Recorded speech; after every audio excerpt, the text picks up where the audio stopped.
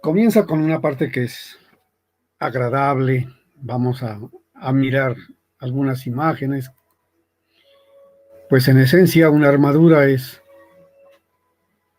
lo que la gente comúnmente conoce con el nombre de cerchas, pero es posible que el concepto abarque algunas cosas más.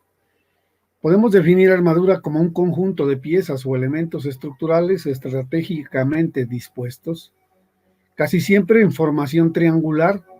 Ustedes ven que este ejemplo que he puesto aquí, que es el típico, la cercha más elemental de todas, siempre los elementos conformarán triángulos, de tal manera que trabajan unos en tracción y otros en compresión, y constituyen un sistema que permite resolver grandes luces. Ustedes ya saben qué es luz, la distancia entre los apoyos. Esta cercha tendrá que tener un apoyo en este punto, otro apoyo en este punto, con muy bajo peso.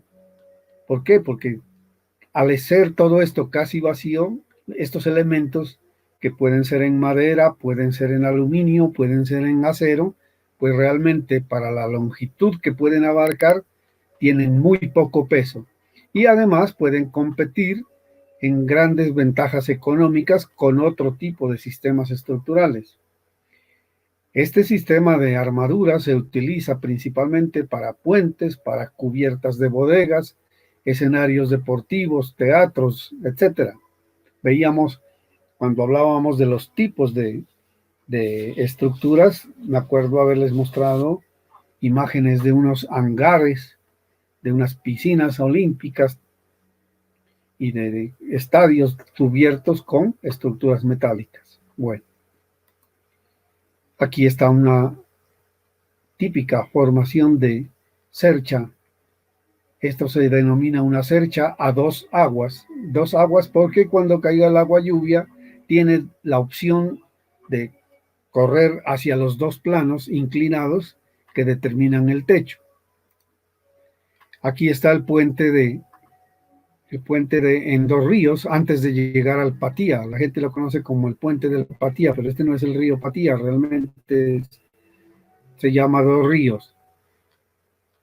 Miren ustedes que con elementos relativamente pequeños comparados con el tamaño y la magnitud de la distancia que cubren y la altura que tiene esto, pues son muy esbeltos.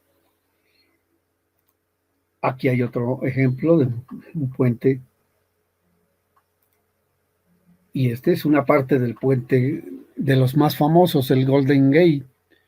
Claro que acá hay una combinación de armadura con cables, que es el famoso puente colgante. Bueno, las estructuras típicas de armaduras, más famosamente conocidas, tienen estos nombres debido a las personas que las trabajaron y prácticamente se puede decir las inventaron. Tenemos la estructura tipo Pratt, Howe, Warren, Baltimore y estructura tipo K. Como ven ustedes, algunas diferencias entre estas dos son muy sutiles en el sentido en que las diagonales se invierten. Aquí, en esta, la diagonal va del centro hacia arriba, acá la diagonal va del centro hacia abajo. Esas son las diferencias. Bueno, y obviamente para efectos de calcular da lo mismo que sean en la una o en otra forma. Obviamente cambiarán los resultados.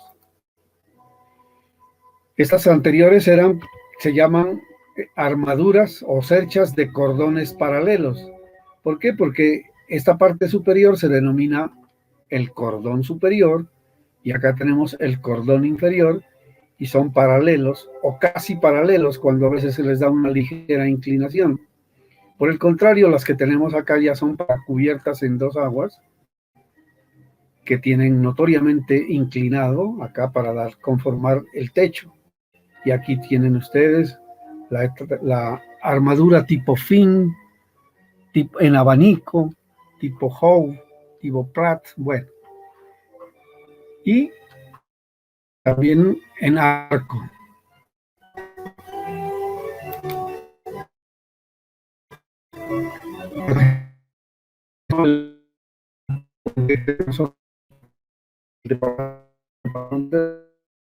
es algo obviamente mucho más corto, pero este es el sistema. Tenemos una gran cercha por el carril derecho, una gran cercha por el carril izquierdo, y como para que trabajen en conjuntos, se amarran en la otra dirección para evitar que la estructura falle por si se la diseña teniendo en cuenta únicamente los efectos en dos dimensiones. Aquí, cuando se amarra con la otra de acá, ya se considera el efecto tridimensional. Para que no suceda esto, aquí precisamente estas estructuras fallan porque ustedes se dan cuenta que en la parte superior no hay nada que amarre la cercha del lado izquierdo con la cercha del lado derecho. Cuando hay una carga considerable o cuando hay cargas de viento, es posible que la estructura colapse como aquí. Esta es una que veíamos allí, estructura en arco. A veces el arco es entre comillas porque estos elementos metálicos son muy difíciles de dar forma de arco y generalmente a veces se acude a hacer una poligonal que se aproxima mucho al arco. Ustedes saben en el diseño de vías, ustedes que ya han visto vías, cuando usted va a trazar una curva, realmente lo que está trazando es una poligonal. Bueno, aquí lo puse por curiosidad porque quien no sepa de esto puede pensar que algo le pasó a esta estructura, que se va a caer porque le falta aquí una barra o que se la robaron o qué sé yo. Bueno, no es así, ustedes lo van a analizar. Esta es una foto interesante de cómo se resuelven las intersecciones de estas barras que vienen en varias direcciones.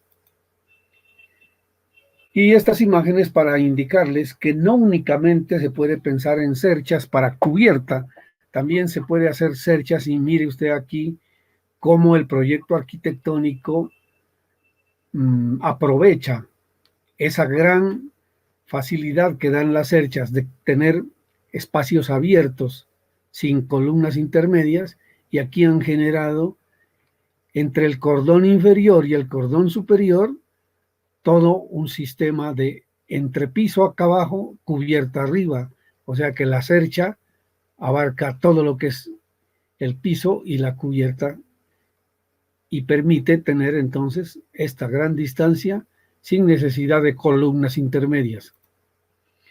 Al interior se mira así, obviamente esto ya es compatibilidad de los arquitectos entrar en coordinación con los ingenieros para que este espacio quede estéticamente muy agradable. Cosas como esta, miren ustedes, este enorme voladizo, sería imposible pensando en vigas de concreto o en algo así. Se aprovecha entonces la enorme distancia que hay entre el cordón de abajo y el cordón de arriba, y eso ustedes ya saben, entre más distancia exista entre estos elementos, la inercia es muchísimo más grande. Eso es lo que se aprovecha aquí para poder poner a trabajar esta fibra de arriba en tensión y esta fibra de abajo en compresión para el caso del voladizo. Les decía yo que se puede aprovechar estas armaduras para cubiertas de estadios, escenarios deportivos. Aquí lo mismo que ya dijimos, una enorme luz cubierta con cerchas y en el interior quedará el espacio arquitectónico para el destino específico de que se haya realizado esta edificación. Aquí hay otra edificación atrevida. Por alguna razón, no sé por qué, aquí hay una edificación que parece de corte medio religioso o algo así, y por encima, para no demoler esto, han pasado la estructura nueva constituida por este sistema de armaduras. Aquí son armaduras predominantemente lineales, pequeñas como para espacios. Estas se denominan correas cuando se utilizan para soportar el techo en construcciones de no demasiadas longitudes. Lo mismo aquí para cubrir espacios grandes aquí tienen. Esta conformación de estructuras la observan ustedes cuando visitan el Alcosto, cuando visitan el Éxito. Se pueden dar cuenta que estas son las cerchas. Aquí hay una como para recibir un montacargas o algo así. Esta es una estructura calculada para una bodega o para una cancha, esas canchas sintéticas que se están utilizando ahora, o para canchas de baloncesto cubiertas. El anterior es un sistema en el cual, miren ustedes, la armadura hace un pórtico completo, es decir, desde que nace la columna aquí, ya es una armadura, en el nudo voltea y sigue la armadura y completa el pórtico. Para destacar que en la otra dirección, miren ustedes, se cruza con unos tensores precisamente para hacer, como esta cercha se diseña esencialmente para cargas de gravedad, en el instante en que ocurra algún empuje lateral, generalmente producido por viento o por sismo, pues todo esto se puede caer como un castillo de naipes. Y estas son los arriostramientos que van a impedir que eso se voltee. Acá tenemos algo parecido, pero acá la primera parte de los pórticos es en concreto y la parte de la cubierta es en cercha. También estas cerchas se deben amarrar en estos planos inclinados con estas diagonales para que trabajen en conjunto y, como les digo, prever que las fuerzas potencialmente que puedan actuar en dirección horizontal no volteen y no nos hagan como ese carrito que se derrumbó ahí en ese puente que veíamos.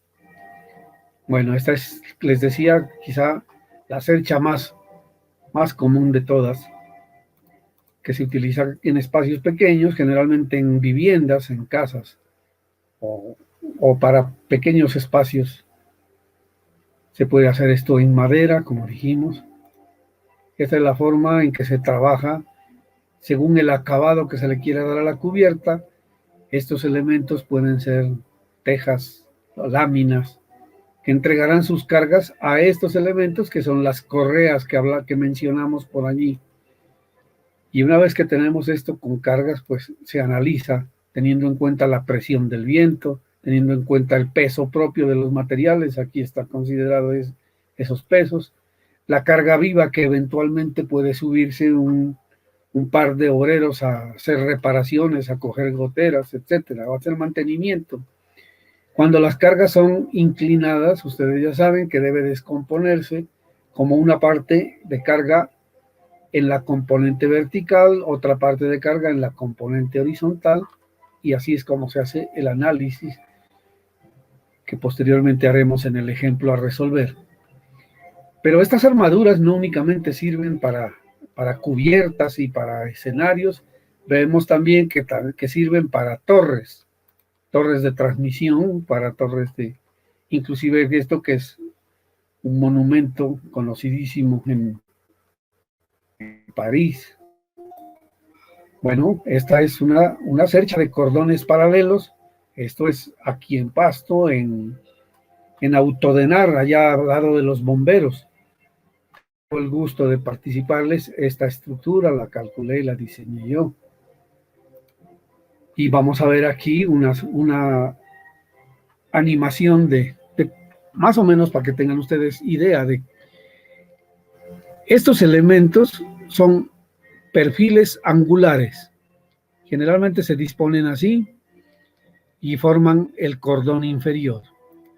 Aquí se van levantando otros ángulos, obviamente a veces más pequeños que los de acá, y forman lo que se llama la celosía vertical.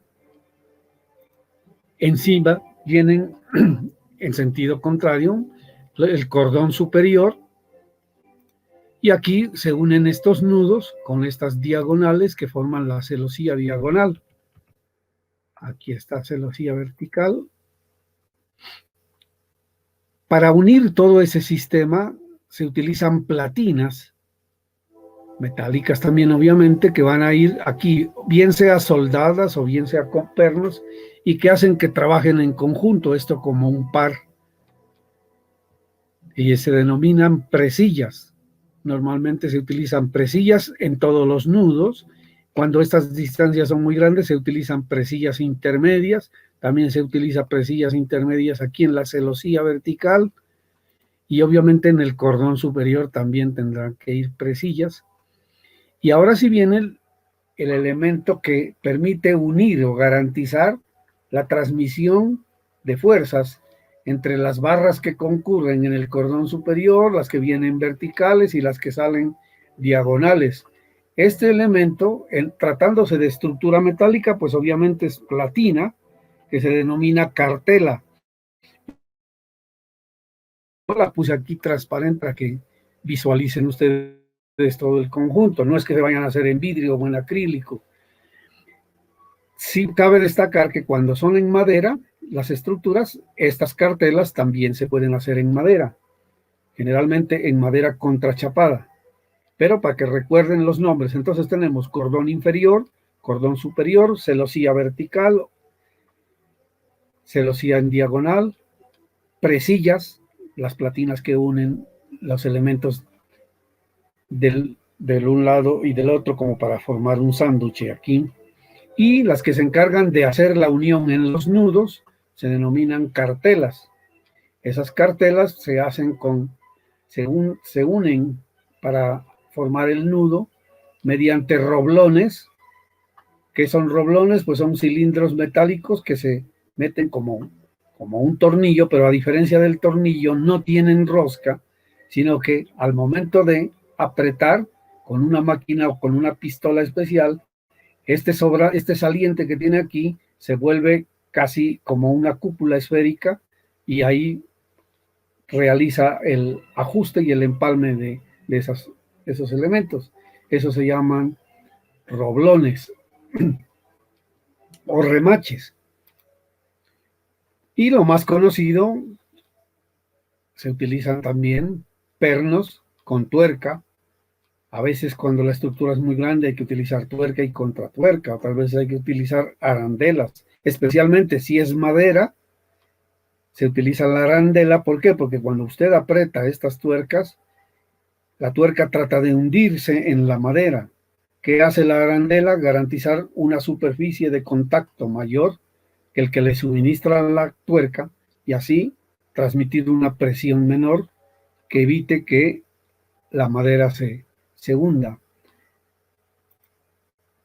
También se puede utilizar soldadura de cordón para sostener estos elementos y garantizar la continuidad en el nudo se utiliza aquí un material que actúa con la parte metálica y que permite soldar, unir estas diferentes piezas. Se llama así soldadura de cordón. Así queda el conjunto y nos faltaría entonces acá en los apoyos también. Saben ustedes que se necesita una platina, a veces se utiliza platina y unas láminas de neopreno para permitir que hayan movimientos pequeños de dilatación, porque ya sabemos que las estructuras sirven para cubrir luces de 15, 20, 30 metros, y si es que no más en el caso de los puentes. Aquí ya vemos la estructura completa, entonces, mejor dicho, la parte de este apoyo, con todos sus elementos. Un acercamiento de esa platina. Este es otro tipo de cercha, esta ya es la que tiene con inclinación, la anterior era de cordones paralelos, pero quería mostrarles aquí también cómo se trabaja con estas son láminas de neopreno que permiten que pueda deslizarse una superficie sobre otra para garantizar el apoyo móvil. Y acá tenemos el apoyo fijo mediante un pasador y mediante estos estribos, y sujeto todo a uno mediante pernos embebidos en el concreto. Aquí una ligera animación de esa flecha que estamos viendo allí, para que observen que aquí también intervienen las celosías, las presillas, las platinas, etcétera. Ahora sí vamos a la parte conceptual. Una armadura consiste de miembros rectos conectados en nudos. En otras partes también les llaman nodos. Ningún miembro se considera continuo a través de la articulación. Es decir, aquí estas uniones se consideran articuladas. Eso es lo que permite, para facilitar los cálculos, que estas barras trabajen esencialmente a carga axial. Aquí, como lo vemos, esta carga axial, y ustedes también lo conocen en los elementos tipo barra, la carga, la forma en que trabajan es sometidos a carga axial, que puede ser de compresión o de tracción o tensión.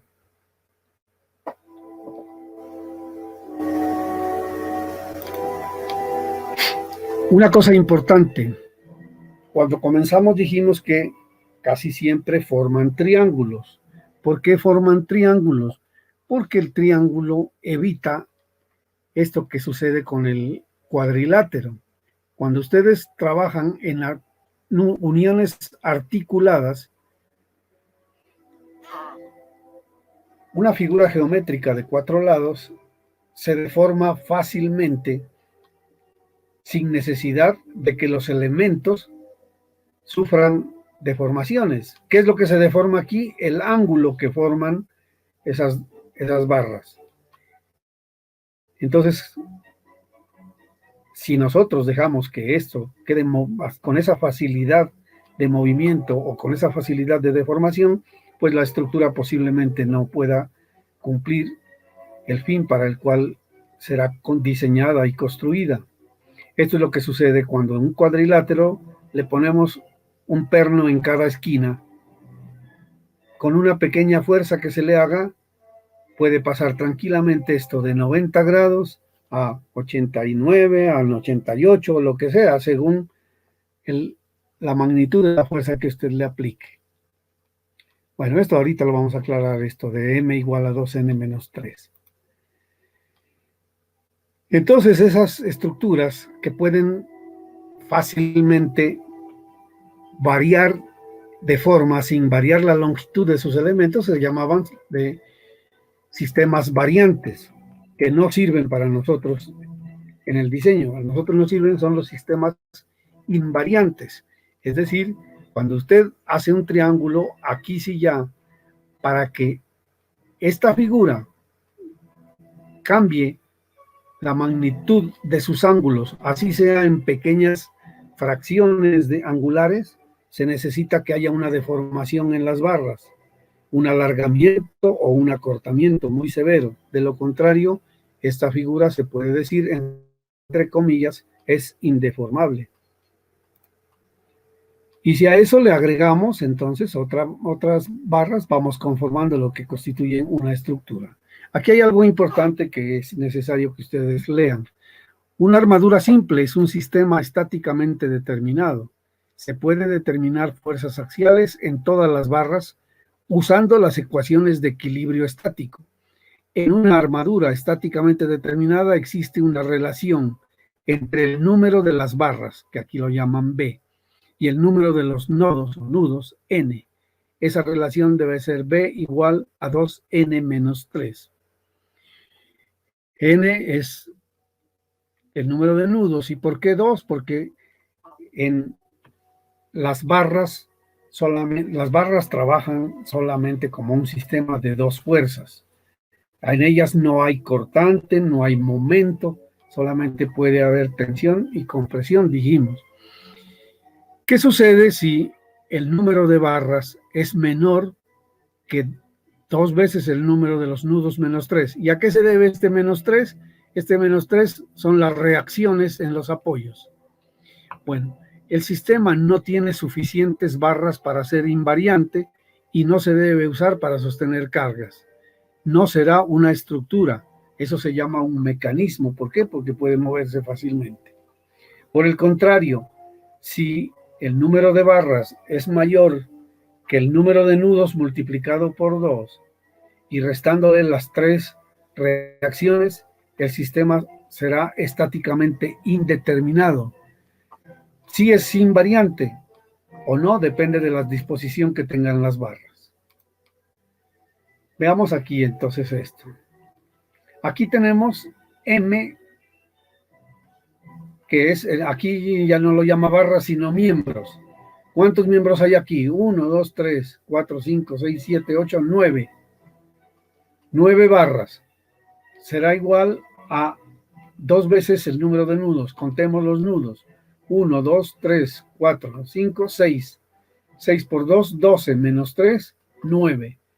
Esta es una armadura que garantiza la estabilidad interna y externa y está simplemente apoyada.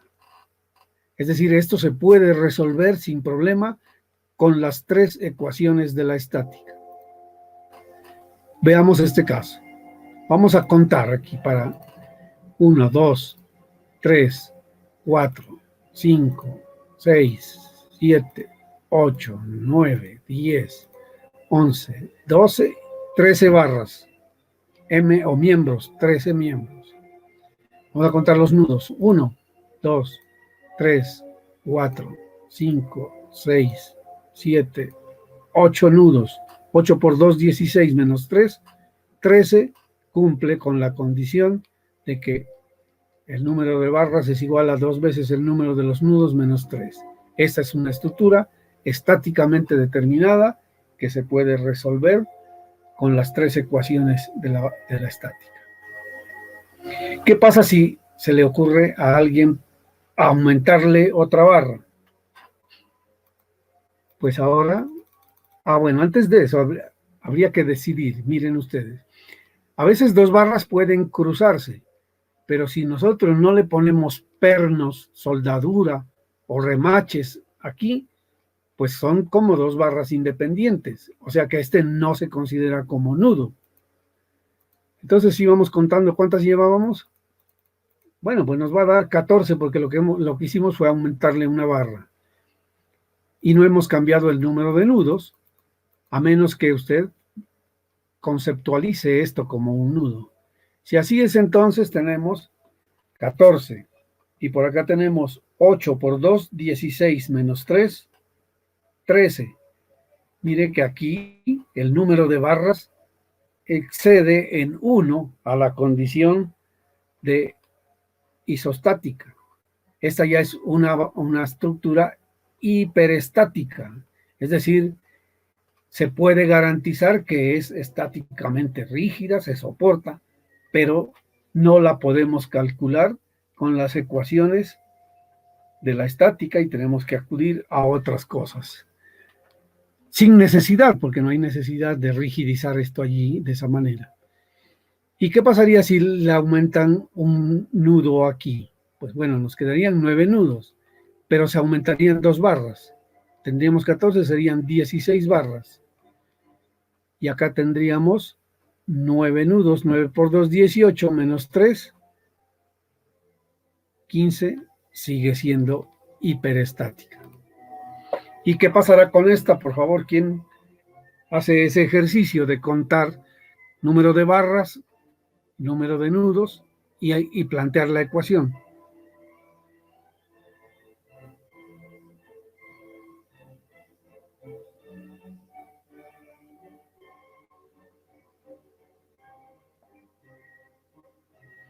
Bueno, es fácil darnos cuenta que son 10 barras. Aquí hay 5 del un lado, 5 del otro, son 10 barras.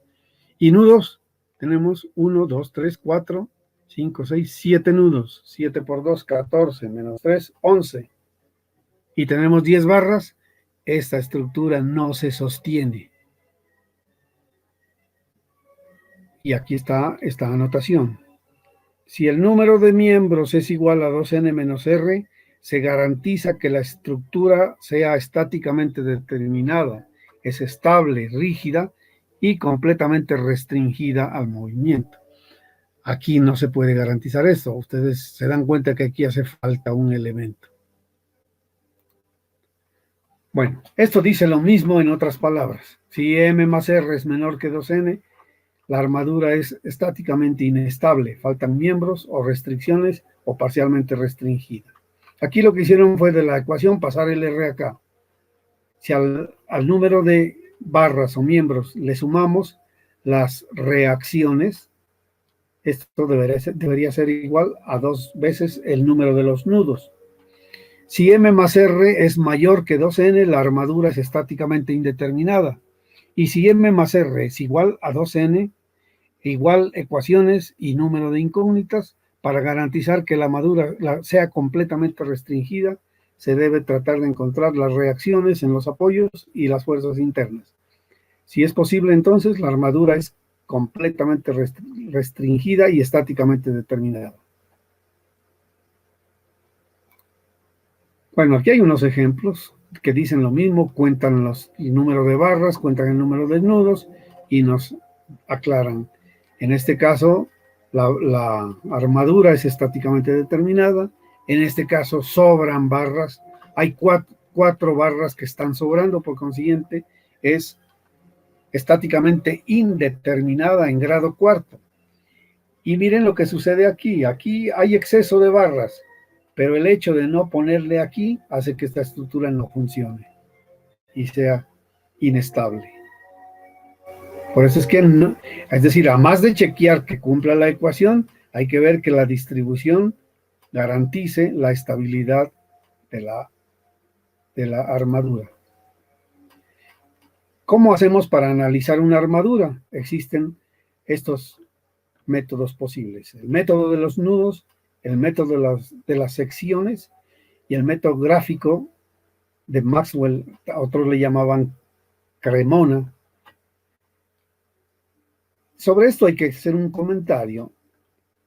Anteriormente, les estoy diciendo, hace más de 40, 50 años que no habían computadores, muchas veces tocaba resolver esto a mano y los ingenieros tenían a veces regla de cálculo.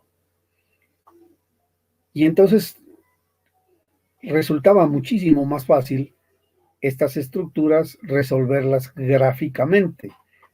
En mesa de dibujo, con escuadras y con escalímetro, se trazaban las fuerzas, como hicimos algunas veces nosotros en nuestras primeras clases de mecánica. ¿Se acuerdan cuando encontrábamos las componentes en ortogonales, las componentes cartesianas? Bueno, toda esa cosa. Eso se puede hacer gráficamente. Pero después que vinieron las calculadoras, obviamente este procedimiento pasó a segundo plano y ya casi nadie lo usa. Con mayor razón cuando después vienen los computadores y con programas especiales que resuelven todo, pues entonces ya quedó en desuso. Pero nuevamente hoy se está rescatando. ¿Por qué? Porque a veces chequeos pequeños se pueden hacer con gran precisión en AutoCAD. Ustedes saben que el AutoCAD, después de que sea bien dibujado y bien leído, le da resultados muy precisos. Bueno, el análisis de armaduras por el método de los nodos o de los nudos. ¿En qué consiste? Simplemente en que usted va a hacer un diagrama de cuerpo libre. Bueno, en primera instancia usted hace el diagrama de cuerpo libre para todo el conjunto. ¿Por qué? Porque de allí va a sacar cuánto valen las reacciones. Y una vez que conoce las reacciones, cosa que usted ya lo sabe hacer, el siguiente paso es cortar cada nudo por separado y hacer cumplir las ecuaciones de la estática. Como vamos a hablar de un nudo, todos los nudos deben estar en equilibrio. Entonces, en cada nudo, si tomas aisladamente cada nudo, se tienen que cumplir las dos ecuaciones de suma de fuerzas. Suma de fuerzas horizontales igual a 0, suma de fuerzas verticales igual a 0. Allí no opera suma de momentos. ¿Por qué? Porque si solamente está considerando las fuerzas que están en las 3 barras, usted no puede tomar momentos con respecto al punto donde concurren las 3 fuerzas, porque las distancias se vuelven 0 y entonces de antemano estamos diciendo que la suma de momentos es 0. Mas no así de un punto cualesquiera con respecto a los otros elementos. Eso lo vamos a ver más enseguida. Entonces lo que se hace es, una vez que les digo, usted encontró las reacciones, entonces lo que hace es tomar un nudo ¿Con cuál se empieza? Ese es el gran misterio. Y el consejo es muy sencillo. Usted puede comenzar por un nudo que tenga por lo menos una fuerza conocida, por lo menos una fuerza conocida, y que tenga máximo dos desconocidas. ¿Por qué? Pues porque usted solamente puede plantear aquí fuerzas en X y fuerzas en Y, o fuerzas horizontales y fuerzas verticales. Tiene dos ecuaciones, entonces debe tener dos incógnitas. Usted saca aquí, por ejemplo, como usted ya calculó las reacciones, entonces usted ya tiene elementos suficientes para saber cuánto vale la fuerza de esta barra y cuánto vale la fuerza de esta barra de acá. Así tengamos dos reacciones, ya son conocidas, entonces eso me permite a mí averiguar cuánto vale esta fuerza, cuánto vale esta fuerza. ¿Cómo? Usted ya sabe, y sobre esto hicimos suficientes ejercicios cuando empezamos el curso del ¿se acuerdan que este tema llamaba partículas en equilibrio? Entonces aquí estamos diciendo que esta partícula debe estar en equilibrio.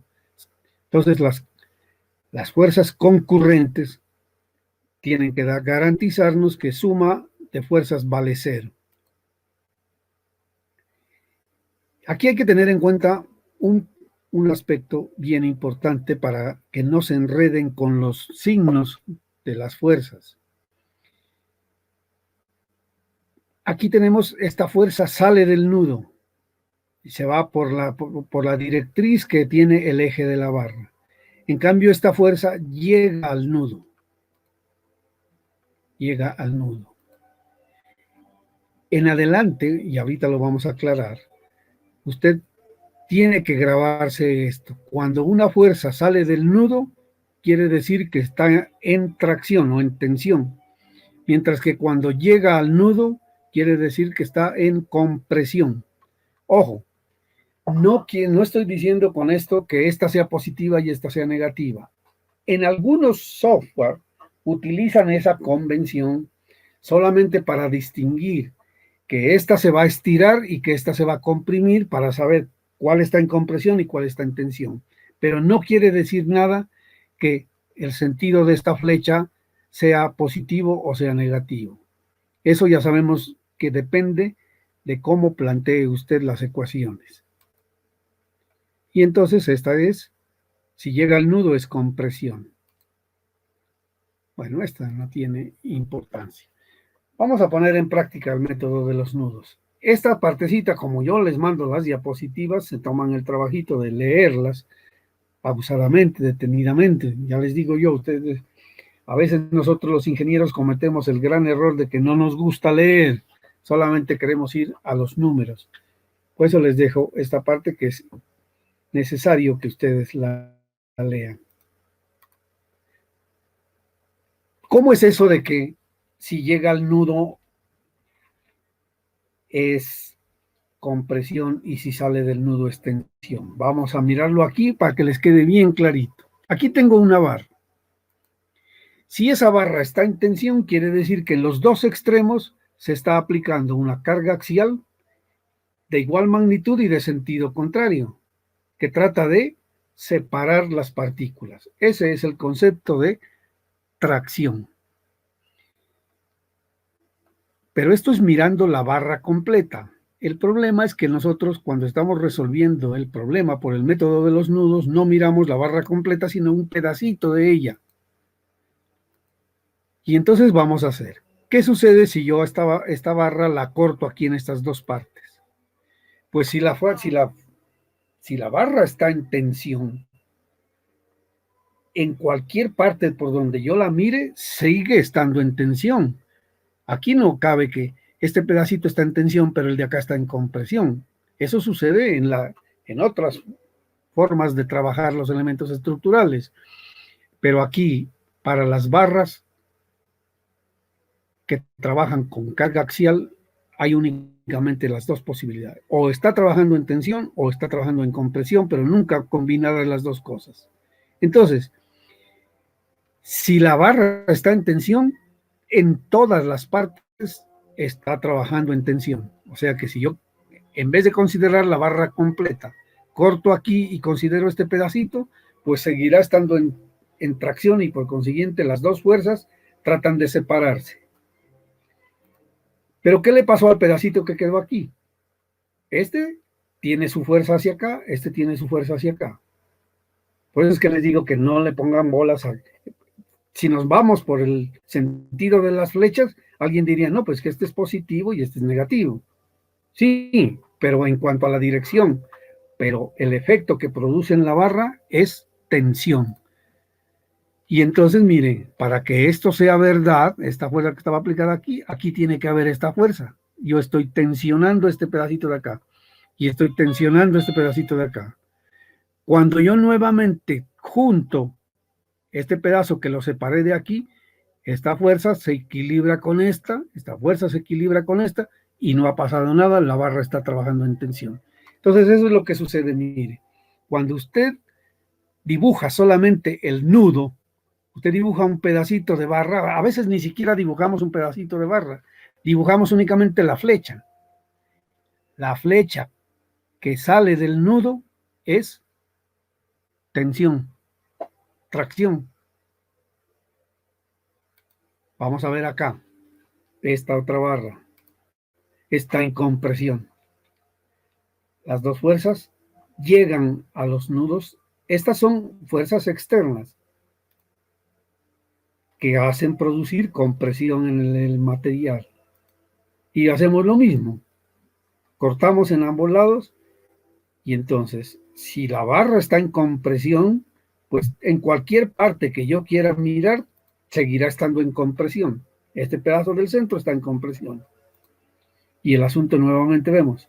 ¿Qué le pasó al pedazo que quedó cortado aquí? Pues este está con una fuerza externa de compresión. Fuerza externa de compresión. Y acá tenemos que para que esté equilibrado, la fuerza tiene que llegar al nudo, tiene que llegar al nudo. Eso nos tiene que quedar bien clarito. De allí depende que usted catalogue bien si una barra está en tensión o en compresión, ¿no? Tracción o compresión. ¿Qué claro? Sí, profe. Bueno. Vamos ahora sí a la parte que nos gusta. Vamos a los números. Tengo una cercha aquí, una cercha pequeña, obviamente, para concentrarnos en el proceso. Y se van a dar cuenta ustedes que el proceso no es nada difícil y no es nada nuevo porque usted ya sabe, ya tiene todas las herramientas que hemos visto en la estática. No nos vamos a salir de lo que hemos aprendido. Mire usted. Lo único nuevo es que aquí tenemos elementos estructurales tipo barra formando triángulos. Aquí se está aplicando una carga vertical hacia abajo de 50 kilonewtons. En este nudo se está aplicando una fuerza horizontal de 15 kilonewtons. La cercha tiene 6 metros hasta el centro, 6 metros hacia acá. Son en total 12 metros de luz. Tiene 4 metros de altura. Y tenemos en el apoyo A, hay una articulación, por consiguiente hay dos reacciones. En el apoyo B hay un patín, por consiguiente hay una sola reacción. Interesante conocer qué propiedades tiene este ángulo alfa, que después veremos. Se repite aquí, se repite acá, se repite acá, se repite acá, se repite acá. Bueno, lo que dijimos es que primero que nada debemos mirar el equilibrio externo de todo el sistema. Y para ello tenemos el diagrama de cuerpo libre de todo el conjunto. Y planteamos nuestras ecuaciones. Suma de fuerzas horizontales igual a 0.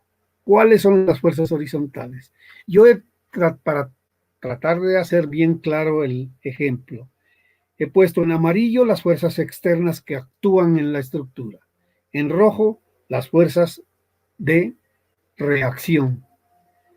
Entonces, para la suma de fuerzas horizontales están interviniendo únicamente estas dos fuerzas. Entonces me queda 15, considerando positivo en el eje X positivo, menos A sub H igual a 0. Alguien dirá, pero el profe hace un rato dijo que no importaba el signo. Pues para hacer operaciones sí tengo que saber si esta es lo contrario de esta, para saber si se restan o si son de la misma dirección, para saber si se suman, ¿cierto? Entonces, como son sentidos contrarios, pues a la una hay que restarle la otra. Y tengo 15 menos la componente horizontal de A igual a 0. Como aquí solamente hay una incógnita, es directo. La componente horizontal de A vale 15. Vamos con nuestra segunda herramienta. Suma de fuerzas verticales igual a 0. Y diremos, la componente vertical de la reacción A más la componente vertical de la reacción B menos 50 igual a 0. No hay más fuerzas verticales. Esto nos lleva a formular que la suma de las reacciones verticales en A más la reacción vertical en B debe dar 50 kilonewtons. Y tengo que hacer uso de la tercera herramienta, sumatoria de momentos en A igual a 0. Aquí también hay que aclarar en qué sentido de giro vamos a considerar positivo para hacer las operaciones aritméticas. No para decir, siempre les insisto yo, no para decir que el de acá es bueno y el de acá es malo, sino para poder hacer las operaciones aritméticas. Yo digo que sentido de las manecillas del reloj positivo. Entonces, fijamos un pivote en el punto A. Esta fuerza de 50 kilonewtons produce un giro en sentido horario con respecto al punto A. Aquí lo estoy generando ese momento. ¿Cuánto vale ese momento? El valor de la fuerza por la distancia. Distancia perpendicular. Aquí son perpendiculares. Entonces, 50 por 6 es este momento. Pero interviene la fuerza de 15. La fuerza de 15 tiene esta línea de acción, mire. O sea que como tiende, teniendo el pivote en A, también trata de hacerme girar en sentido horario. Entonces el momento vale 15 por la distancia que está aquí, 4. 50 por 6 más 15 por 4. Y tenemos aquí, como yo he fijado el pivote en A, para momentos no interviene ni la componente vertical de A, ni la componente horizontal de A, sino únicamente la reacción B. Entonces tenemos esta reacción B con respecto a este pivote, trata de hacer girar esto en sentido antihorario, por eso decimos menos la componente vertical de B multiplicada por su distancia al punto pivote, que es estos 12 metros. Eso debe ser igual a 0. Y de aquí entonces no es sino despejar. B sub B igual a 50 por 6 más 15 por 4. Como este pasó al otro lado positivo, toca pasar a dividir este 12. Y obtenemos 30. No sé si alguien lo hizo. Sí, profe, da lo mismo. Me da lo Y ya mismo. conocido que, gracias, y ya conocida que la reacción vertical en B vale 30, pues aquí ya podemos conocer cuánto vale la reacción vertical en A. 50, este pasa a restar, menos 30, y tenemos que la componente de la reacción vertical en A vale 20. Cuando la estructura es muy grande, a veces uno no queda convencido de que eso esté así. Vamos a hacer aquí a manera de chequeo. Si yo tomo momentos en B, si es verdad lo que hemos encontrado, esto tiene que darme también 0. ¿Cómo serían los momentos en B? Esta fuerza que ya sabemos vale 20, AB. 20 por 12, aquí está la distancia, más la fuerza de 15 también trata de hacer girar aquí con respecto al 9. Entonces tenemos 20 por 12 más 15 por 4, y ahora sí menos, porque este trata de hacer girar aquí, menos 50 por 6 igual a 0. Usted realiza estas operaciones y se va a dar cuenta que 0 es igual a 0. Por eso le hemos puesto allí ese visto. Vamos a necesitar para todo el proceso que sigue el valor de las componentes cartesianas de estas fuerzas que van inclinadas. Y tenemos aquí que el seno del ángulo alfa vale 4/5 y el coseno de alfa vale 3/5. ¿De dónde salió ese 4/5 y 3/5? Mire usted, aquí tenemos 4. Estos son triángulos isósceles, ojo, no son escalenos. Perdón, no son equiláteros, son isósceles. Como esta base vale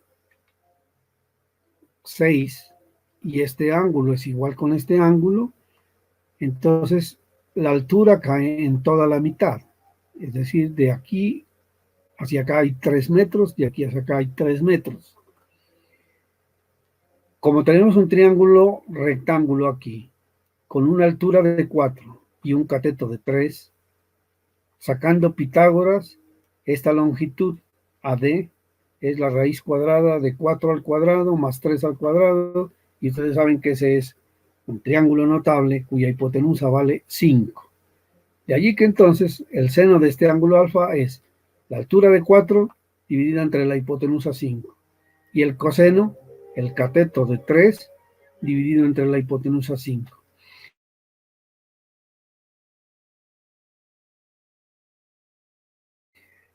Mientras resolviendo un problema. Mientras puedan hacerlo de esta manera, es mucho más fácil que trabajar con el seno de 53 grados, 30 minutos, no sé cuántos segundos, y eso le da un chorizo que la mayoría de las veces recortamos y a veces tenemos problemas de precisión. Mientras podamos hacer esto es mucho mejor. Pero si cuando son cerchas complejas que tienen muchísimos ángulos, ahí sí, no hay más que hacer que meterse a Excel y a cada uno sacarle su seno y su coseno y listo, ¿no? Bueno, entonces vamos con los valores que ya conocemos. Ya conocemos que la reacción A horizontal vale 15. Bueno, esto si quieren lo pueden escribir acá o lo pueden escribir acá para de una vez hacer las operaciones más fáciles. La componente B vale 20 y la componente BB vale 30. Estas son mis reacciones. Y pasamos aquí también para tenerlo como elemento auxiliar, coseno de alfa, seno de alfa. Y vamos a trabajar primero en este nudito, en el nudo A. ¿Por qué en el nudo A? Porque aquí solo hay dos incógnitas, la barra AD y la barra AG. Conozco las reacciones. También podría comenzar con el nudo B. Si usted quiere, lo puede hacer para comprobar. Cosa que después lo hacemos. Bueno, no puedo comenzar con el nudo D, ni con el nudo G, ni con el nudo E. ¿Por qué? En el nudo D tengo 3 elementos desconocidos. En el nudo G tengo 4 elementos desconocidos. En el nudo E, 3 desconocidos. En el nudo B tengo 2 desconocidos y una fuerza conocida. Entonces, aquí ya es cuestión de gustos. ¿Quiere comenzar por A o quiere comenzar por B? Bueno. Entonces tomamos el diagrama de cuerpo libre del nudo A.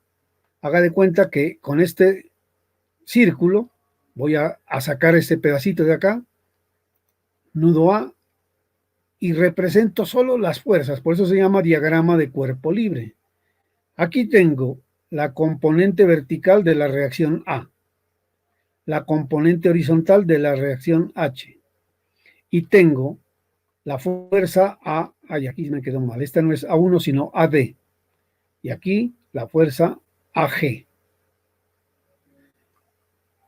¿Qué dirección les pongo a estas flechas? Esa sí ya es generalmente por capricho, generalmente por pálpito. Cuando ya se tiene algo de experiencia, uno puede hacer esta reflexión. Mire usted, ¿con quién se va a equilibrar la reacción B? Pues no tiene más con quién equilibrarse que con esta.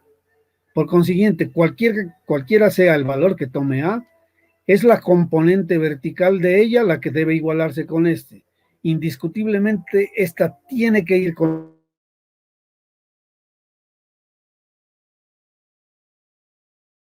Esta va a ser resultante de Profe, ¿puede sumar repetir? esta... Diga.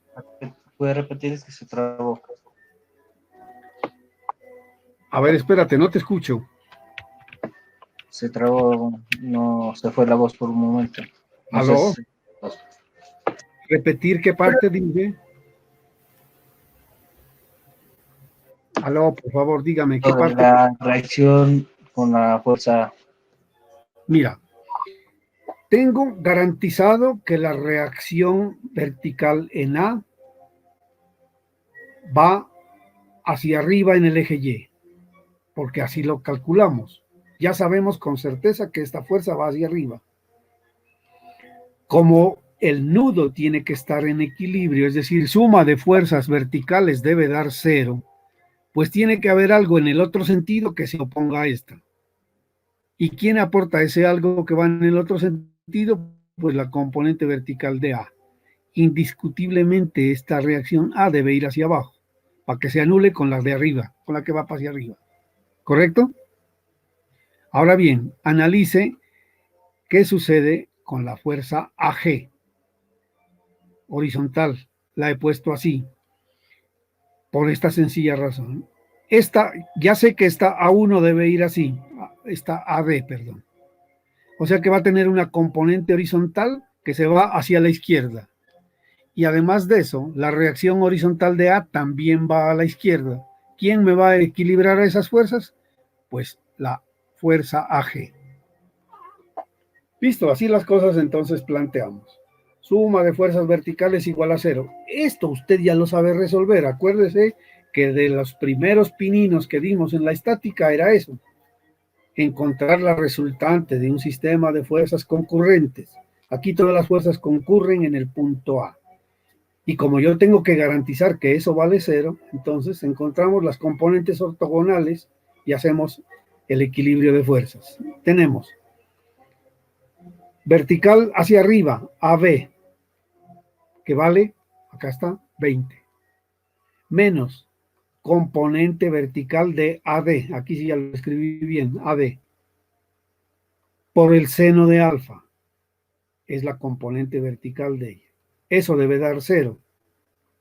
Pasamos AD al otro lado, pasamos seno de alfa a dividir y nos queda que la fuerza de la barra AD debe ser igual a AB dividido seno de alfa. Es decir, AD es igual a 20 por 5 cuartos.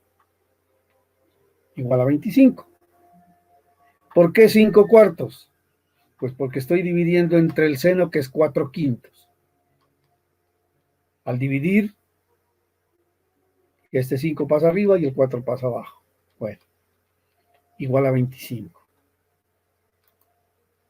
Ya tenemos despejada una barra. La barra AB vale 25. Y aquí viene esta partecita en la que les insistí. Aquí debe usted aclarar si es de compresión o si es de tensión. Y acuérdese lo que dijimos. Llega al nudo. Por consiguiente, es compresión. ¿Qué pasaría si yo, porque no hice todas las consideraciones que tuvimos en cuenta, le hubiese puesto la flecha para acá? No pasa nada. Simplemente que aquí le va a dar menos 25, ¿no es cierto?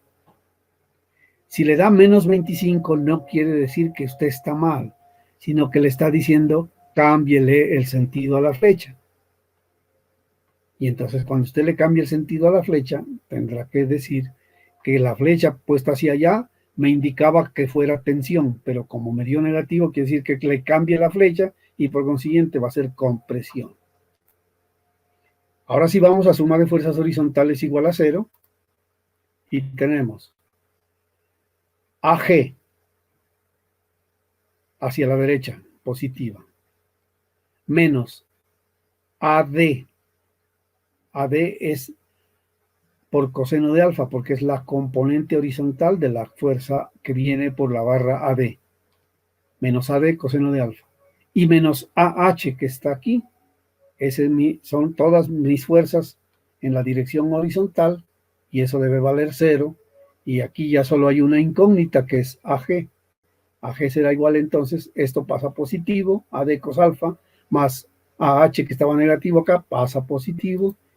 Reemplazamos números y tenemos, como AD ya es conocida, vale 25, por coseno de alfa, que es 3/5, más AH, que vale 15, tengo que la fuerza axial en la barra AG vale 30 y que esto está en tensión o en tracción. ¿Por qué? Porque la flecha de la fuerza AG sale del nudo. ¿Alguna inquietud?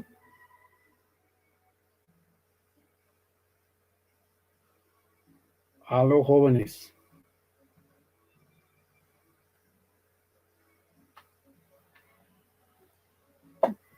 No, ingeniero.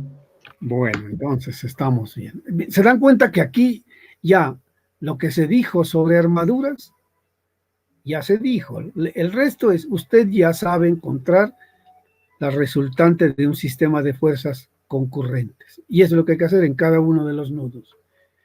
Lo que estamos es recordando y viendo algunos truquitos que hay que tener en cuenta. Una vez que ya conozco, mire, a mí ya dejaron de ser incógnitas la barra AG y la barra AD. ¿Puedo pasar al nudo G? No, porque tenía 1, 2, 3 incógnitas. Entonces, indiscutiblemente debo pasar al nudo D. En el nudo D tengo conocida la barra AD y desconocido DE y DG. 2 incógnitas, 2 ecuaciones, no hay problema. Pasamos al nudo D. Para no estar regresando, yo voy arrastrando aquí los resultados que vamos obteniendo. Entonces, el nudo D lo sacamos acá para hacer su diagrama de cuerpo libre. ¿Cuáles son las fuerzas que intervienen en el nudo D? Aquí están. DE, DG y AD. Aquí conocemos que la dirección de la barra AD llega al nudo. ¿Por qué? Porque en los cálculos que hicimos anteriormente, esta fuerza AD llegaba al nudo A. Usted me va a decir, pero ¿por qué si antes era para abajo, ahora es para arriba? Acuérdese lo que vimos. Si la barra está en tensión, está tensionada en ambos extremos. Si está comprimida en ambos extremos. Entonces, como AD es 25 kilonewtons en compresión, y nosotros dijimos, compresión llega al nudo, por eso la hacemos llegar al nudo. Ojo, póngala en el sentido en que llega la barra, porque si usted esta fuercita la desplaza acá, ahí cambian las cosas. Ahí me estaría indicando que sale del nudo, ¿verdad? Y eso no es lo que sucede en la realidad. Bueno, y entonces lo demás ya, como les digo, esto sí ya es por pálpito. Tengo aquí esta fuerza que me va a tener una componente horizontal hacia acá. Pero acá tengo 2 componentes horizontales, entonces aquí sí hay que jugársela. Como les digo, si le da negativo, no se preocupe, cambia el sentido de la flecha. Bueno, entonces, sumatoria de fuerzas verticales igual a 0. ¿Quiénes me aportan componente vertical? La fuerza AD, conocida, y la fuerza DG, desconocida. O sea que esta sí está a propósito puesta así, porque tienen que equilibrarse las dos. ¿Sí ve? Entonces tengo AD por seno de alfa menos DG por seno de alfa igual a 0. Pasa este al otro lado, el seno pasa a dividir, se anula con el seno que está multiplicando, y me queda que la fuerza en la barra DG deberá ser igual a la fuerza en la barra AD. Por consiguiente, como AD vale 25 en compresión, DG vale 25. Pero el hecho de que sea igual en magnitud no quiere decir que tenga que ser también en compresión. Allí va y me dice, esta flecha llegaba al nudo, pero esta sale del nudo, entonces DG, aunque valga lo mismo que AD, es el valor absoluto de su magnitud, pero la dirección es tensionamiento. ¿Por qué? Porque sale del nudo. Aquí nuevamente le digo, si yo me hubiera equivocado y no le pongo la flecha para allá, sino que la pongo al contrario, pues me hubiera dado menos 25. Ese menos 25 me dice que no es en el sentido en que tengo la flecha, sino en el sentido contrario. Y vamos a suma de fuerzas horizontales igual a 0. Tenemos. Aquí hay tres fuerzas que tienen componente horizontal. La fuerza de E, que es toda horizontal. La fuerza de G, que tiene componente horizontal. Y la fuerza AD, que tiene componente horizontal. Entonces miren ustedes. AD, coseno de alfa, es la componente horizontal. Más DG, coseno de alfa, menos DE, igual a 0. ¿Por qué estas dos positivas y esta negativa? Pues porque estas dos se van hacia la derecha, la componente, y esta se va hacia la izquierda. Reemplazamos números, despejamos. DE es igual a AD, que vale 25, por coseno de alfa, que es 3/5, más DG, que vale 25, acá está, por coseno de alfa, 3/5. Usted hace las operaciones y nos queda la barra de E igual a 30 en compresión. ¿Por qué? Porque la fuerza de E la pusimos nosotros llegando al nudo. Y como el signo nos dio positivo, quiere decir que es correcto. Y por consiguiente, como llega al nudo y es correcto, nos queda 30 en compresión. Hemos analizado el nudo D. Ya tengo conocidas las fuerzas que van por la barra de E, la fuerza que va por la barra de G. ¿Con qué nudo debo seguir? Es indiferente. Si voy por acá, tengo ya conocido esto, tengo conocida la fuerza externa y tengo dos incógnitas. Si voy acá, tengo conocida la barra de G, conocida la barra G y tengo dos incógnitas. De tal manera que es indiferente por donde quiera irme. Me voy a ir por el nudo G. Y sacamos esto de aquí, lo que está encerrado del círculo, lo sacamos acá para hacer nuestro diagrama de cuerpo libre. En ese diagrama de cuerpo libre tengo una fuerza que es GB, aquí está GB, que va horizontal.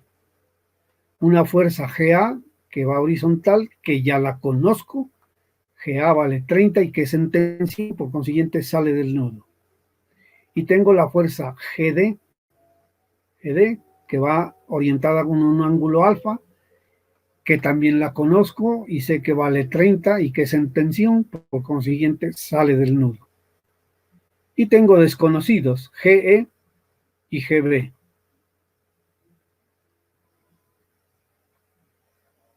Aquí, como hay simetría, también suspicazmente podemos pronosticar cuáles son las direcciones de esas fuerzas. Como estas dos son de sentido contrario, pues lo lógico es que la una vaya para allá, la otra vaya para acá. Y posiblemente esto acá. ¿Pero quién nos dice eso? Pues las operaciones aritméticas que vamos a hacer. Suma de fuerzas verticales igual a 0. ¿Quiénes me aportan componente vertical? La fuerza de 50 que ya está aquí. Y acá tengo la fuerza GD multiplicada por seno de alfa. La fuerza GE multiplicada por seno de alfa. Las dos son hacia arriba. La otra es negativa, de una vez la he puesto del otro lado y la he puesto igual a 50, que es la fuerza externa. Y entonces aquí sí despejemos la incógnita, que es GE. Y nos queda GE igual al 50 que está acá, menos GD que vale 25. ¿Dónde está GD? GD. ¿No la pasé acá? Vamos a ver, en el anterior. Aquí estaba GD 25. GD 25, ya. Aquí estamos. GD 25 por seno de alfa, que vale 4/5.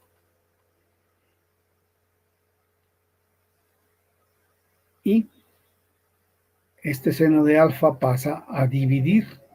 Seno de alfa vale 4/5.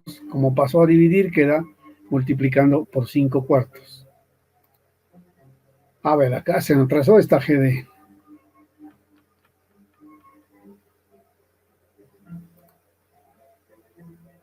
¿Cuánto dio esta G? Bueno, me tocó seguir.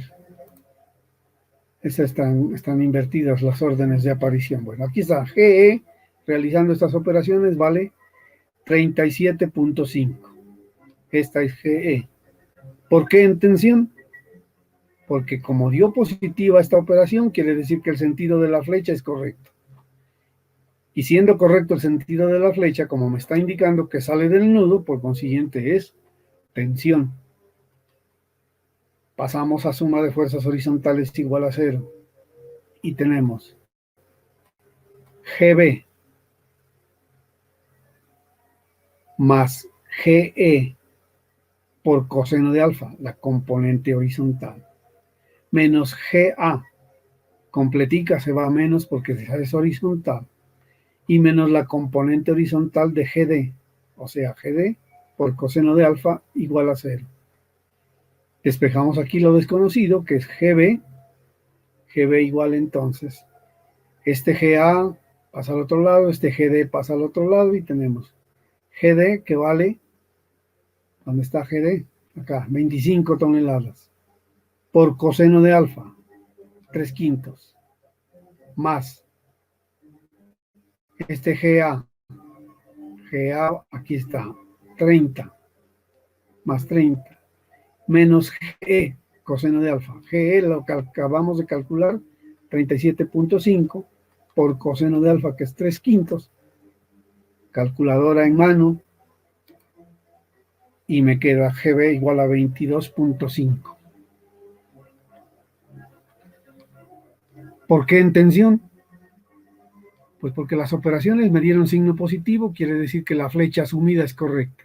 Siendo la flecha asumida correcta, y como me indica que sale del nudo, indiscutiblemente es tensión.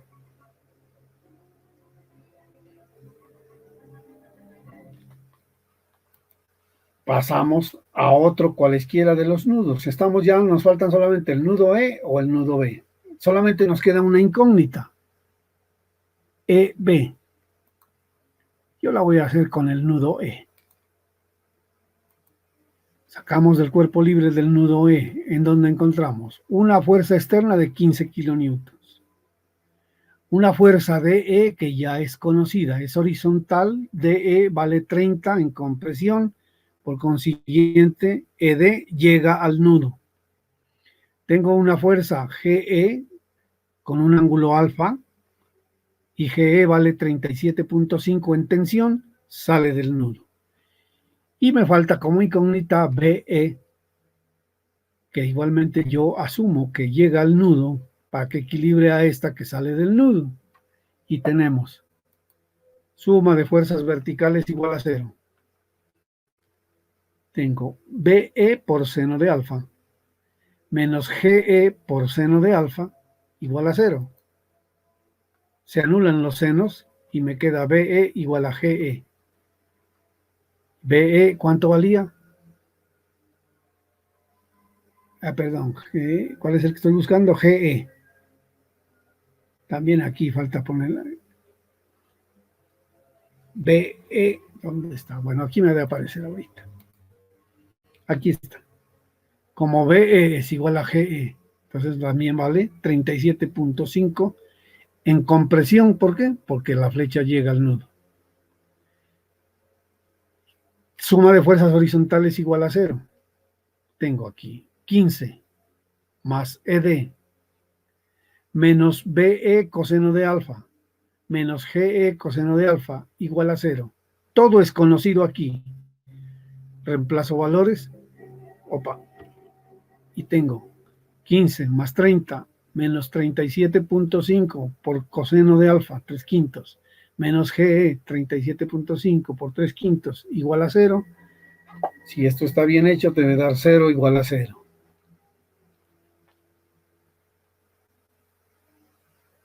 Con eso podríamos decir que ya están calculadas todas las barras. Sin embargo, a uno siempre en estructuras le tiene que quedar el beneficio de la duda. El beneficio de la duda me dice, ¿será que eso es cierto? ¿Cómo me doy cuenta que eso es cierto? Pues a manera de chequeo, usted va a calcular el nudo B.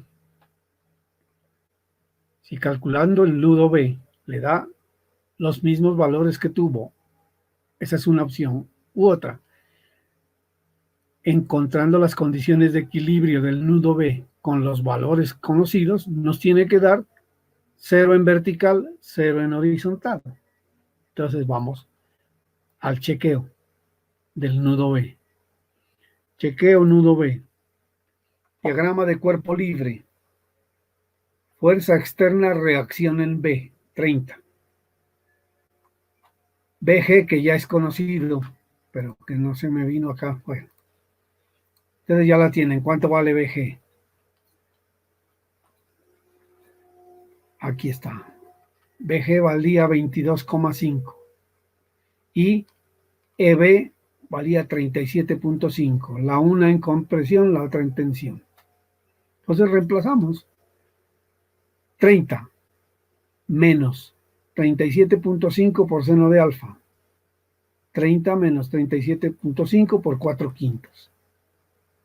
Esto da 30 menos 30 igual 0. Se cumple. Pasamos a suma de fuerzas horizontales igual a 0. Y tenemos 37.5 por coseno de alfa menos 22.5 igual a 0. 37.5 por 3/5 menos 22.5 igual a 0. Y ahí está. 0 igual 0, 0 igual 0. Y aquí están todos los resultados.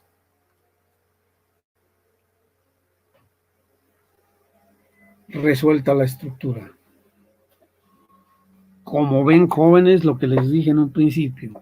Nuevo, lo único que hemos visto es que usted hace el diagrama de cuerpo libre de cada nudo. Una vez que tiene las fuerzas de cada nudo, lo único que hace es aplicar el concepto de equilibrio. Suma de fuerzas horizontales igual 0, suma de fuerzas verticales igual 0, y eso ya lo conoce usted hasta la saciedad. ¿Preguntas? No hay preguntas. Aquí unos comentarios adicionales. Algunas veces, por ejemplo, en cerchas como esta, dice, algunas barras sin carga, y no, hay unos nudos como este que solamente tiene 2 barras. Dice, nudo con solamente 2 barras y sin carga pueden estar en el equilibrio solamente si las fuerzas en ambas barras son 0. Nudos B y F en la armadura mostrada abajo aquí. A veces pasa esto. Supongamos que esta es una cercha que yo la voy a utilizar para poner aquí una cubierta, un tejado. Si aquí viene una fuercita vertical, esa fuercita vertical la asume por completo la barra vertical. Pero la barra vertical no tiene complemento, no tiene componente horizontal, por consiguiente esta barra vale 0. O al revés, si a esta cercha se le aplica una carga horizontal en el nudo F, esa fuerza horizontal la recibe toda esta barra horizontal y no afecta en nada a la barra de acá. ¿Por qué? Porque esta no me puede dar componente vertical, a menos que exista una fuerza aquí.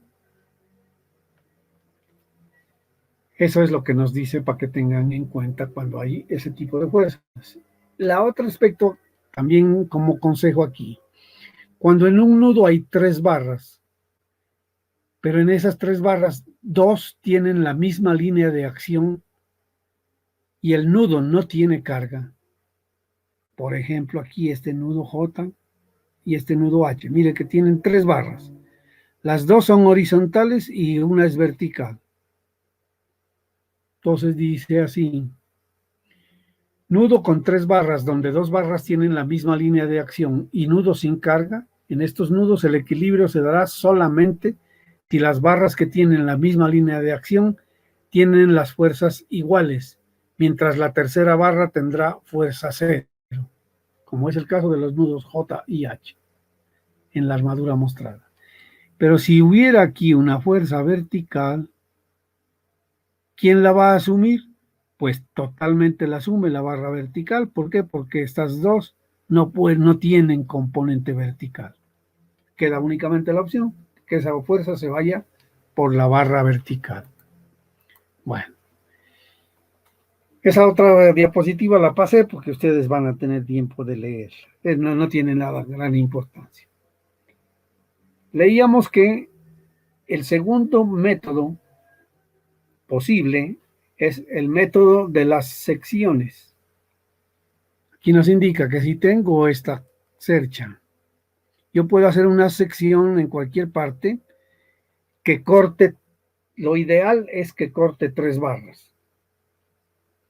Aquí está marcada con esa línea punteada, que yo puedo hacer una sección así, inclinada por aquí, corto 3 barras.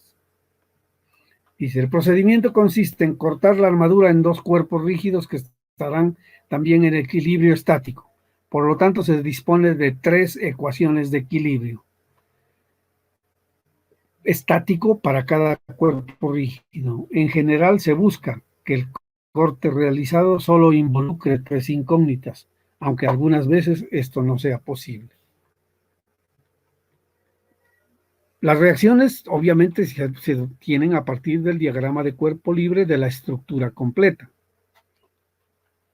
Entonces está claro, yo hago un corte por aquí y vamos a ver qué pasa. Con la misma estructura que ya conocemos. Hoy aquí tengo un error, este era 30 creo, ¿no? Bueno, ahora hay que cambiarlo. Ya calculamos las reacciones. Y entonces lo que vamos a hacer es lo que dice, vamos a hacer un corte por aquí.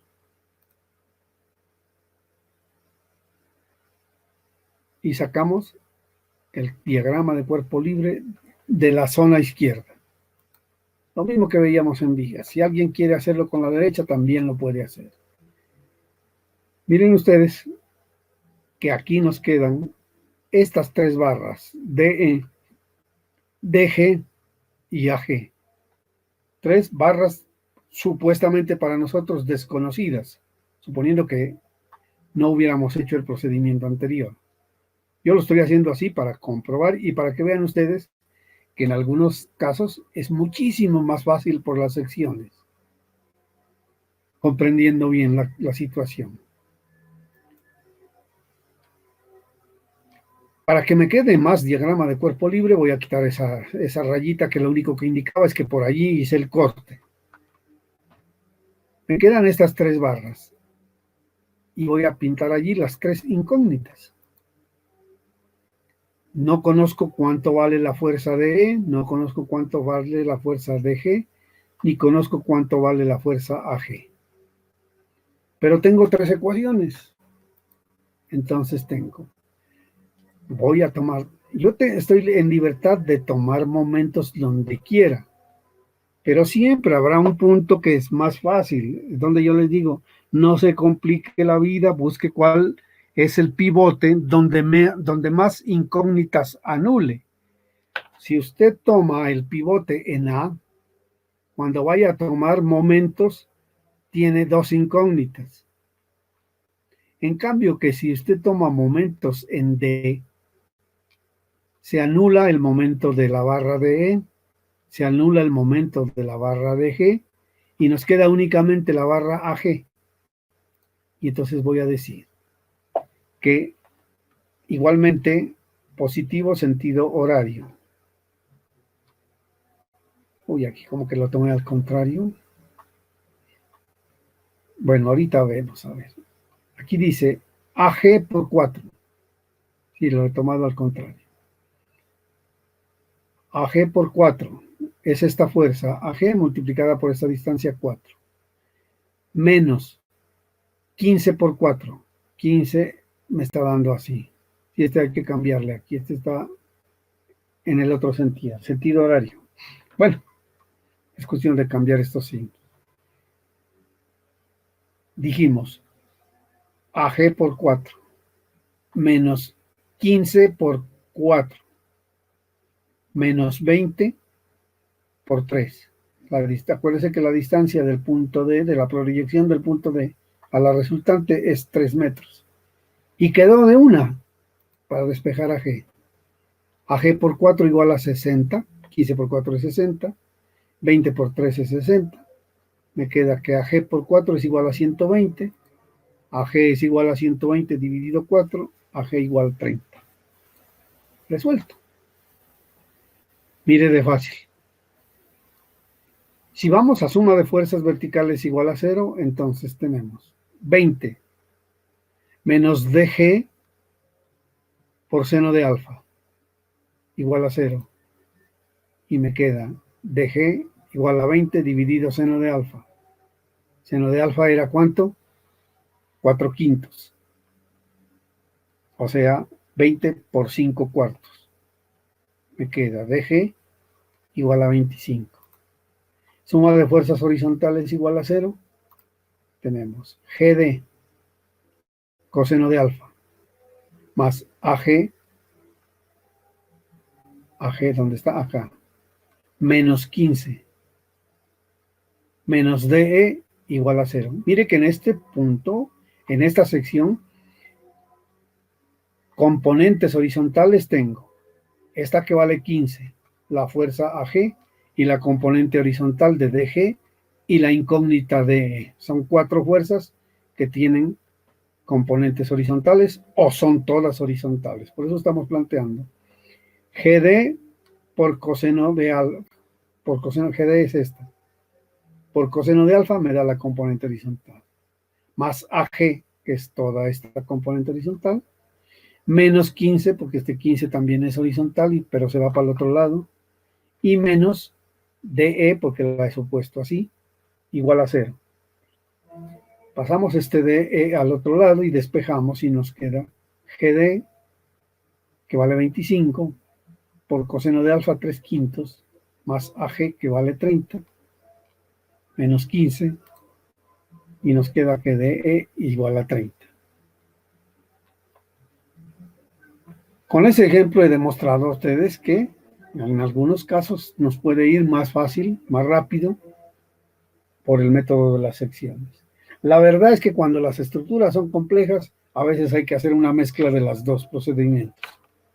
Los nudos que quede fácil por suma por el sistema de los nudos, y los que estén medio enredados por el sistema de las secciones. El sistema de las secciones tiene la ventaja con respecto al sistema de los nudos, que cuando usted necesite conocer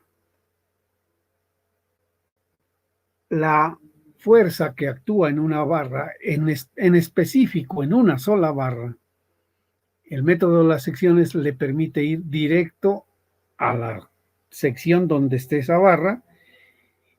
En cambio que el método de los nudos, usted para llegar a esa barra tiene que ir nudo por nudo hasta que llegue a esa barra. Cuando son vigas muy largas, como esos puentes que veíamos, pues eso implica que hay que resolver todos los nudos para llegar allá. Esas son las grandes diferencias. A ver, aquí, ¿qué pasa? No, esto es como que se atrasó.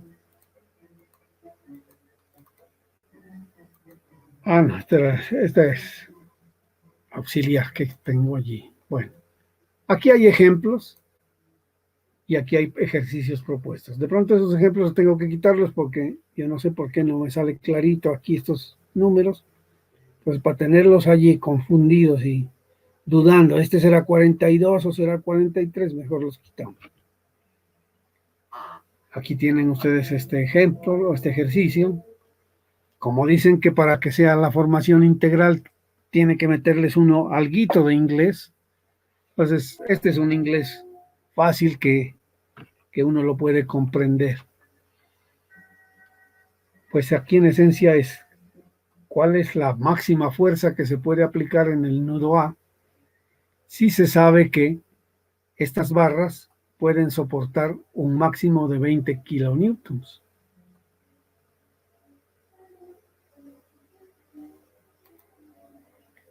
Y este es otro ejemplo ideal para que lo hagan ustedes.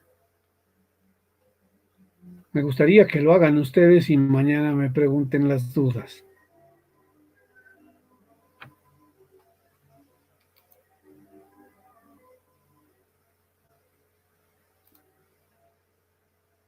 Bueno, es el mismo que...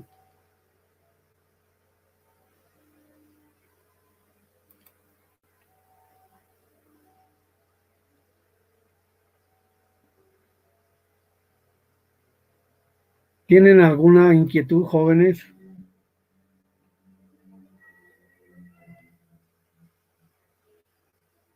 ¿Aló?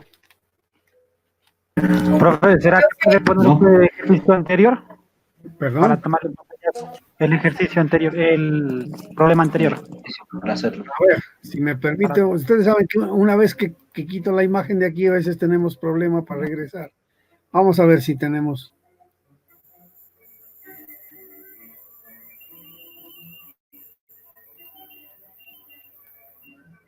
¿Sí llegó o no llegó? Sí, profe, ya ahí. Ah, eso es entonces.